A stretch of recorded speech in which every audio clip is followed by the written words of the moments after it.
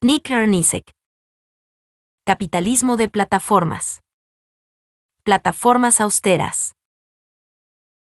En el contexto de todo lo que se acaba de describir, es difícil no ver a las nuevas plataformas austeras como un retroceso a las primeras etapas de la economía, propulsada por Internet. Mientras que todas las plataformas anteriores han desarrollado modelos de negocios que generan ganancias de alguna manera, las plataformas austeras de hoy en día volvieron al modelo primero crecimiento, ganancias después de los años 1990. Empresas como Uber y Airbnb se convirtieron rápidamente en nombres famosos y pasaron a representar por antonomasia a este resucitado modelo de negocios.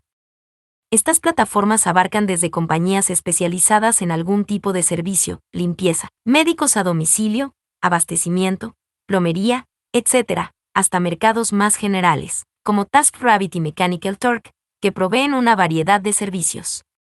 Todas, sin embargo, apuntan a establecerse como la plataforma en la que se pueden encontrar usuarios, clientes y trabajadores. ¿Por qué son plataformas austeras? La respuesta se puede encontrar en una observación muy citada. Uber, la empresa de taxis más grande del mundo, no es propietaria de ningún vehículo, y Airbnb, la mayor proveedora de alojamiento, no es titular de ninguna propiedad. Parecería que estas son empresas inactivos, las podríamos llamar plataformas virtuales.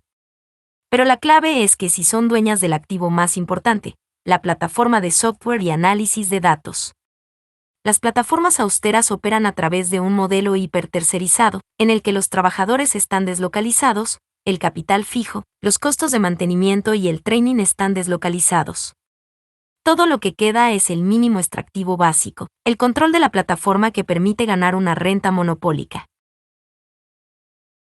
Estas compañías son tristemente célebres por la subcontratación de sus trabajadores. En los Estados Unidos, estas plataformas entienden legalmente a sus trabajadores como contratistas independientes más que como empleados. Esto les permite a las empresas ahorrar alrededor del 30% en costos laborales mediante un recorte de las prestaciones, las horas extra, los días por enfermedad y otros costos. Implica también deslocalizar los costos de training, dado que el training solo está permitido a los empleados. Y este proceso llevó a formas alternativas de control vía sistemas de reputación, que a menudo transmiten las tendencias racistas y de género de la sociedad. A los contratistas, por lo tanto, se les paga por tarea, un porcentaje de cada viaje en Uber, de cada alquiler en Airbnb, de cada tarea completada en Mechanical Turk. Dada la reducción en los costos laborales provista por esta aproximación, no llama la atención que Marx haya escrito que el salario por unidad es la forma de salario que está más en armonía con el modo capitalista de producción. Pero, como ya hemos visto, esta deslocalización del trabajo forma parte de una tendencia de deslocalización más amplia y de más largo plazo, que se estableció en los años 70. Los trabajos que tenían que ver con bienes transables fueron los primeros en ser deslocalizados, y los servicios no personales fueron los que siguieron. En la década de los 90 Nick se convirtió en un ideal empresarial por subcontratar, dado que mucho de su trabajo lo contrataba a terceros. En lugar de adoptar una integración verticalista, Nick se armó sobre un pequeño núcleo de diseñadores y promotores de marca, que luego tercerizaban la fabricación de sus productos a otras empresas. Como resultado, para 1996 la gente ya expresaba la preocupación de que estábamos en transición hacia una era del justo a tiempo, just-in-time, de trabajadores desechables. Pero el problema no incluye solo a las plataformas austeras. Apple, por ejemplo, emplea de manera directa a menos del 10% de los trabajadores que contribuyen a la producción de sus productos. De la misma manera, con una mirada rápida al Departamento de Trabajo de los Estados Unidos se puede encontrar una gran cantidad de casos no Uber implicados en la categorización errónea de trabajadores como contratistas independientes, casos relacionados con trabajadores de la construcción, guardias de seguridad, veristes, plomeros y trabajadores de restaurantes, por nombrar tan solo a unos pocos. De hecho, el mercado de trabajo tradicional que más se acerca al modelo de la plataforma austera es uno viejo y de baja tecnología, low-tech, el mercado de los jornaleros, trabajadores de agricultura, trabajadores portuarios u otros trabajadores de bajos ingresos, que se presentaban en un lugar a la mañana con la esperanza de encontrar un trabajo por el día. De la misma manera, una importante razón por la cual los teléfonos móviles se han vuelto esenciales en el desarrollo de los países es que ahora son indispensables en el proceso de encontrar trabajo en los mercados de trabajo informal. La economía del trabajo temporal simplemente hace que estos lugares estén online y agrega una capa de vigilancia generalizada. Una herramienta de supervivencia es ser promocionado por Silicon Valley como un instrumento de liberación. También podemos encontrar este desplazamiento más general a trabajos no tradicionales en las estadísticas económicas. En 2005, la Oficina de Estadísticas Laborales, Bureau of Labor Statistics, BLS, dio con la información de que alrededor de 15 millones de trabajadores estadounidenses, 10,1% de la fuerza laboral, participaban del empleo alternativo. Esta categoría incluye empleados contratados bajo acuerdos alternativos, trabajos por disponibilidad, contratistas independientes y empleados contratados a través de intermediarios, agencias de trabajos temporales, empresas contratistas. Para 2015 esta categoría había crecido al 15,8% de la fuerza laboral. Alrededor de la mitad de este aumento, 2,5%, se debió a un incremento en la subcontratación, dado que la educación, la asistencia médica y los trabajos administrativos a menudo estaban en riesgo. De manera más sorprendente aún, entre 2005 y 2015 el mercado laboral de los Estados Unidos sumó 9,1 millones de trabajos, incluyendo 9,4 millones de trabajos con acuerdos alternativos. Esto significa que el aumento neto de trabajos estadounidenses desde 2005 se ha dado solo en este tipo de puestos, a menudo precarios. En el trabajo autónomo se pueden observar tendencias similares. Mientras que la cantidad de personas que se identifican como autónomas bajó, la cantidad de gente que completó en los Estados Unidos el formulario de impuestos 1099 para autónomos aumentó. Lo que vemos aquí es efectivamente una aceleración de la tendencia de largo plazo hacia empleos más precarios, en particular desde 2008. En el Reino Unido se pueden observar las mismas tendencias. El trabajo autónomo creó el 66,5% del empleo neto después de 2008 y es lo único que hizo que no hubiera niveles de desempleo mucho más elevados. ¿Dónde encajan en esto las plataformas austeras? El punto más obvio es la categoría de contratistas independientes y freelancers. Esta categoría registró un incremento del 1,7%, 2,9 millones, entre 2005 y 2015, pero la mayor parte de estos incrementos fueron para trabajo offline. Dado que no hay disponibles mediciones directas de la economía compartida, se han utilizado sondeos y otras mediciones indirectas. Casi todas las estimaciones sugieren que alrededor del 1% de la fuerza laboral de los Estados Unidos participa en la economía compartida online formada por las plataformas austeras. Incluso aquí, los resultados tienen que tener en cuenta que los conductores de Uber probablemente conforman la mayoría de estos trabajadores. La economía compartida por fuera de Uber es muy pequeña. En el Reino Unido actualmente hay menos evidencia disponible, pero el sondeo más exhaustivo realizado hasta el momento sugiere que una cantidad un poco más alta de gente vende su trabajo de manera habitual mediante plataformas austeras. Se estima que aproximadamente 1,3 millones de trabajadores del Reino Unido, 3,9% de la fuerza laboral, trabajan a través de las mismas al menos una vez por semana, mientras otra fuente estima el rango entre el 3% y el 6% de la fuerza laboral. Más elevados, pero estos incluyen problemáticamente una gama de actividades mucho más amplia. Lo que podemos concluir, por lo tanto, es que la economía compartida es una pequeña muestra de una tendencia mucho más grande. Más aún, es un pequeño sector, construido sobre el vasto crecimiento de los niveles de desempleo después de la crisis de 2008. Sobre las tendencias hacia trabajo más precario que fueron delineadas más arriba, la crisis hizo que se duplicara el desempleo en los Estados Unidos, mientras que el desempleo de largo plazo casi se triplicó. De hecho, después de la crisis se produjo una recuperación sin empleos, un fenómeno en el que el crecimiento económico se retoma, pero el crecimiento del empleo no.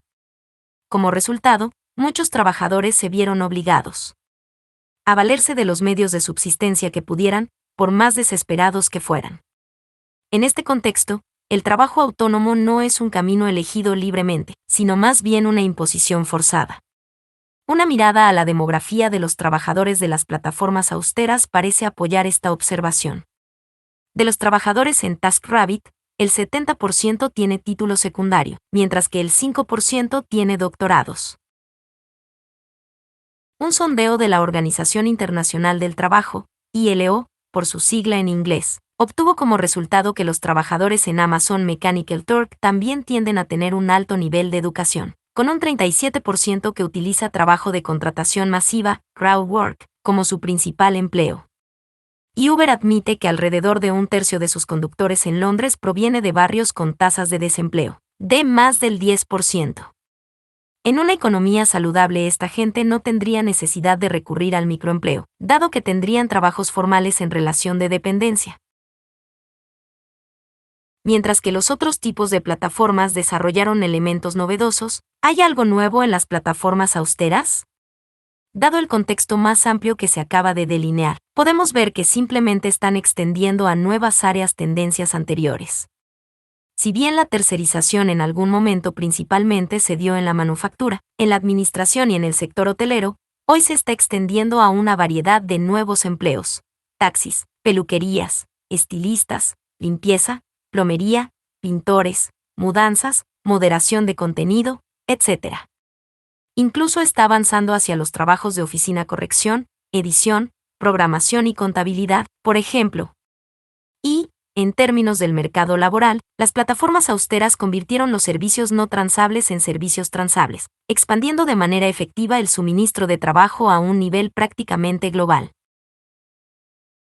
Una multitud de nuevas tareas ahora se pueden llevar a cabo online a través de Mechanical Turk y plataformas similares. Esto permite a las empresas, otra vez, recortar costos explotando trabajo barato en países en vías de desarrollo y provoca una mayor presión a la baja en los salarios al ofrecer estos empleos en mercados de trabajo globales.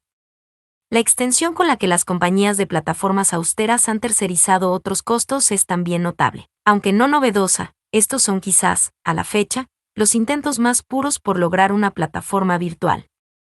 En la práctica, estas empresas han sido dependientes de las capacidades que ofrecen las plataformas de la nube. Mientras que las compañías antes tenían que gastar grandes cantidades para invertir en equipamiento informático y en la expertise que se necesitaba para sus negocios, hoy en día las startups prosperaron porque pueden simplemente alquilar hardware y software en la nube. Como resultado, Airbnb, Slack, Uber y muchas otras startups usan AWS.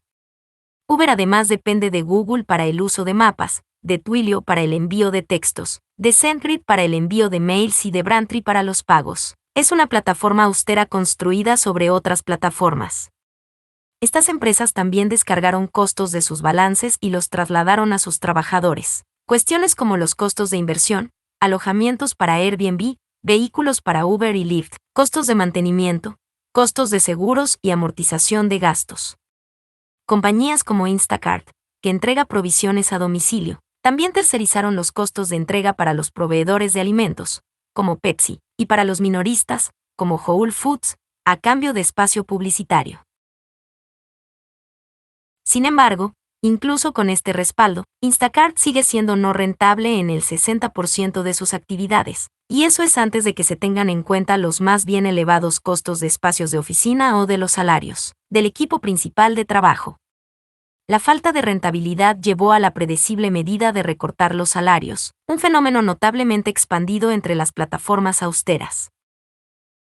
Esto también incitó a que las empresas compitieran en la extracción de datos una vez más, un proceso optimizado por el acceso ofrecido por las plataformas. Uber es quizás el mejor ejemplo de este desarrollo, dado que recolecta datos de todos sus viajes, así como también datos de los conductores, incluso cuando no están recibiendo un pago. Los datos acerca de lo que los conductores están haciendo y acerca de cómo están manejando se usan de distintas maneras con el fin de superar a la competencia. Por ejemplo, Uber utiliza sus datos para asegurarse de que sus conductores no estén trabajando para otras plataformas de taxis, y sus algoritmos de rutas usan los datos de patrones de tráfico para trazar el recorrido más eficiente para un viaje. Los datos pasan a otros algoritmos para conectar a pasajeros con conductores que estén cerca, así como también para hacer predicciones acerca de dónde es probable que suba la demanda. En China, Uber monitorea incluso si los conductores van a manifestaciones. Todo esto le permite a Uber tener un servicio que es rápido y eficiente desde el punto de vista del pasajero, haciendo así que los usuarios no se pasen a la competencia. Los datos son uno de los principales recursos de competencia para las plataformas austeras. Sin embargo, estas compañías están todavía luchando por ser rentables y el dinero para respaldarlas tiene que llegarles de afuera. Como vimos más arriba, una de las consecuencias importantes de la crisis de 2008 ha sido la intensificación de una política monetaria laxa y el aumento del excedente de dinero de las empresas. El boom de las plataformas austeras es, fundamentalmente, un fenómeno post-2008. El crecimiento de este sector se refleja de manera clara en la cantidad de acuerdos hechos para empresas startup. Los acuerdos con CR se han triplicado desde 2009. Incluso excluyendo a Uber, que ocupa en el mercado una posición muy grande, los servicios on-demand para teléfonos móviles subieron $1.700 millones a lo largo de 2014, un incremento del 316% con respecto a 2013. Y 2015 siguió con esta tendencia hacia nuevos acuerdos y mayores volúmenes. Pero vale la pena tomarse un momento para poner en contexto la financiación de las plataformas austeras. Cuando miramos a las plataformas austeras en lo que respecta a servicios on-demand para teléfonos móviles, estamos ante todo hablando de Uber. En términos de financiación, en 2014 Uber superó por un 39% a todas las demás empresas de servicios sumadas. En 2015, Uber, Airbnb, la competencia china de Uber, Didi Chuxing, se quedaron con el 59% de la financiación para startup de servicios on-demand. Y, aunque el entusiasmo por nuevas startups de tecnología fue enorme, la financiación en 2015, $59.000 millones. De todos modos fue poca en comparación con los máximos del 2000, casi $100.000 millones. ¿De dónde viene el dinero? A grandes rasgos, es capital excedente en busca de tasas de retorno más altas en un contexto de bajas tasas de interés. Las bajas tasas de interés han afectado negativamente los retornos de las inversiones financieras tradicionales, forzando a los inversores a salir a buscar nuevas maneras de obtener rédito. En lugar de un boom financiero o un boom inmobiliario, el capital excedente hoy en día parece estar armando un boom tecnológico. Tal es el nivel de compulsión, que incluso el financiamiento no tradicional de los fondos de cobertura, los fondos de inversión y los bancos de inversión están teniendo un papel importante en el boom tecnológico. De hecho, en el sector de las startups de tecnología, la mayor parte de la inversión financiera llega de los fondos de cobertura y de los fondos de inversión. También participan empresas más grandes, como Google, que fue una importante inversora en el desafortunado caso de Omejoy, mientras que la compañía de logística DHL creó su propio servicio on-demand, MyWaz, y compañías como Intel y Google también están comprando participaciones en varias nuevas startups. Empresas como Uber, con un despliegue de más de 135 empresas subsidiarias alrededor del mundo, también se ven ayudadas por técnicas de evasión fiscal. Así y todo, la rentabilidad de estas plataformas austeras todavía no ha sido demostrada mayormente. Al igual que en el boom de las .com, el crecimiento del sector de las plataformas austeras se basa más en las expectativas de ganancias a futuro que en ganancias reales. La esperanza es que el negocio de bajo margen de los taxis eventualmente dé réditos una vez que Uber haya establecido su posición monopólica. Hasta que estas empresas no alcancen el estatus de monopolio, e incluso también entonces, su rentabilidad parece estar generada solo por el traslado de costos y la baja de salarios, y no por algo sustancial. En síntesis, las plataformas austeras surgen como el producto de unas pocas tendencias y circunstancias. Las tendencias hacia la tercerización, el excedente de población y la digitalización de la vida, junto con el gran aumento del desempleo post-2008 y el desarrollo de una política monetaria flexible, el capital excedente y la plataforma de la nube que permiten una rápida escalada. Aunque el modelo austero ha obtenido un gran despliegue publicitario y, en el caso de Uber, una gran cantidad de CR, hay pocas señales de que vaya a inaugurar un cambio mayor en los países capitalistas avanzados. En términos de tercerización, el modelo austero es todavía un jugador menor en una tendencia de largo plazo. La capacidad de generar ganancias que tiene la mayor parte de los modelos austeros también parece ser mínima y estar limitada a unas pocas tareas especializadas. E incluso en esos casos los modelos austeros más exitosos han estado respaldados más por riqueza de CR que por algún tipo de generación significativa de ganancias.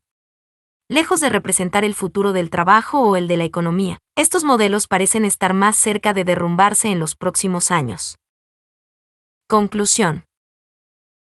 Empezamos este capítulo argumentando que el capitalismo del siglo XXI ha encontrado una significativa materia prima de la cual apoderarse: los datos. Mediante una serie de desarrollos, la plataforma se ha convertido en una manera cada vez más dominante de organizar negocios de modo tal de monopolizar estos datos, luego extraerlos, analizarlos, usarlos y venderlos. Los viejos modelos de negocio de la era fordista tenían solo una capacidad rudimentaria de extraer datos del proceso de producción o del uso de los clientes. La era de la producción austera modificó esto levemente, dado que las cadenas de suministro justo a tiempo demandaban datos acerca de los estados de los inventarios y de la ubicación de los suministros. Pero los datos por fuera de la compañía siguieron siendo casi imposibles de obtener, e incluso dentro de la compañía la mayor parte de las actividades no quedaban registradas. La plataforma, por otro lado, lleva la extracción de datos en su ADN, como un modelo que permite que otros servicios, bienes y tecnologías se construyan sobre la plataforma, como un modelo que demanda más usuarios para obtener más efectos de red, y como un medio de base digital que simplifica el almacenamiento y el registro. Todas estas características hacen de las plataformas un modelo central para la extracción de datos como materia prima a ser utilizada de distintas formas. Como hemos observado en este breve resumen de diferentes tipos de plataformas, los datos se pueden usar de muchas maneras para generar ingresos. Para empresas como Google y Facebook, los datos son, principalmente, un recurso que se puede utilizar para atraer anunciantes y otras partes interesadas. Para compañías como Rolls-Royce y Uber, los datos son la herramienta central para ganarle a la competencia. Les permiten a esas compañías ofrecer mejores productos y servicios, controlar a los trabajadores y optimizar sus algoritmos para tener un negocio más competitivo. Del mismo modo, plataformas como AWS y Predix se orientan a construir y ser dueñas de las infraestructuras básicas necesarias para recolectar, analizar y desplegar datos para que los usen otras empresas, y de estos servicios de plataforma se obtiene una renta. En todos los casos, recolectar enormes cantidades de datos es central para el modelo de negocios, y la plataforma provee el aparato extractivo ideal. Este nuevo esquema empresarial se ha entrelazado con una serie de tendencias de largo plazo y movimientos cíclicos de corto plazo. El giro hacia la producción austera y las cadenas de suministro justo a tiempo es un proceso que se ha venido dando desde los años 1970, y las plataformas digitales lo continúan hoy en día de una forma más intensificada. Lo mismo ocurre para la tendencia hacia la tercerización. Incluso empresas a las que normalmente no se las asocia con la tercerización, participan de esta práctica. Por ejemplo, la moderación de contenido para Google y Facebook se lleva a cabo en Filipinas, donde un estimado de 100.000 trabajadores hacen búsquedas en el contenido de los medios de comunicación y el almacenamiento en la nube. Y Amazon tiene una notoriamente mal paga fuerza laboral de trabajadores de depósitos que están sujetos a sistemas de vigilancia y control increíblemente abarcadores. Estas compañías continúan sin más la tendencia secular de deslocalización de los trabajadores poco calificados, mientras mantienen un núcleo de trabajadores calificados y bien pagos. En una escala más amplia, todas las ganancias netas de empleo en los Estados Unidos post-2008 se produjeron con trabajadores en empleos no tradicionales, como contratistas y trabajadores por disponibilidad, workers on-call. Este proceso de tercerización y construcción de modelos de negocios austeros es llevado al extremo por compañías como Uber, que depende de un modo de generar beneficios virtualmente desprovistos de activos. Como hemos visto, sin embargo, gran parte de su rentabilidad después de la crisis se originó a raíz de mantener los salarios bajos. Incluso The Economist se vio forzado a admitir que, desde 2008, si el porcentaje de la ganancia bruta interna pagado en salarios subiera a los niveles promedio de los 90, el rendimiento de las compañías estadounidenses caería a un quinto. Un excedente de población cada vez más desesperado proporcionó por lo tanto un suministro considerable de trabajadores mal pagos y no calificados. Este grupo de trabajadores explotables se cruzó con una gran cantidad de capital excedente en un mundo de bajas tasas de interés. Evasión fiscal. Elevado nivel de ahorro corporativo y políticas monetarias laxas se combinaron haciendo que una importante cantidad de capital buscará el retorno de varias maneras. No sorprende, por lo tanto, que la financiación para startups de tecnología haya aumentado enormemente desde 2010. Puesta en contexto, la economía de la plataforma austera básicamente aparece como una salida para el capital excedente en una época de tasas de interés ultra bajas y pésimas oportunidades de inversión, más que como la vanguardia destinada a revivir el capitalismo. Aunque las plataformas austeras parecen ser un fenómeno de corta duración, los otros ejemplos que se presentaron en este capítulo parecen señalar un cambio importante en la manera en que operan las compañías capitalistas. Habilitadas por la tecnología digital, las plataformas emergen como los medios para liderar y controlar las industrias. En su punto más alto, tienen predominancia sobre la fabricación, la logística y el diseño, dado que proporcionan el paisaje básico en el que opera el resto de la industria. Posibilitaron un cambio de productos a servicios en varias nuevas industrias, haciendo que hubiera quien declarase que se terminó la era de la propiedad. Pero seamos claros, este no es el fin de la propiedad, sino más bien la concentración de la propiedad. Los fervores acerca de una era del acceso no son más que una retórica vacía que oculta las realidades de la situación. Del mismo modo, mientras que las plataformas austeras apuntaron a construirse virtualmente desprovistas de activos, todas las plataformas más importantes están construyendo grandes infraestructuras y gastando importantes montos de dinero para comprar otras empresas e invertir en sus propias capacidades. Lejos de ser simples propietarios de información, estas empresas se están convirtiendo en dueñas de las infraestructuras de la sociedad. Por lo que las tendencias monopólicas de estas plataformas deben tenerse en cuenta en cualquier análisis que se haga, de sus efectos en la economía en general. Si esta lectura te está siendo útil, no olvides darle un me gusta y suscribirte, para que te enteres de los próximos textos que subiré de la cursada.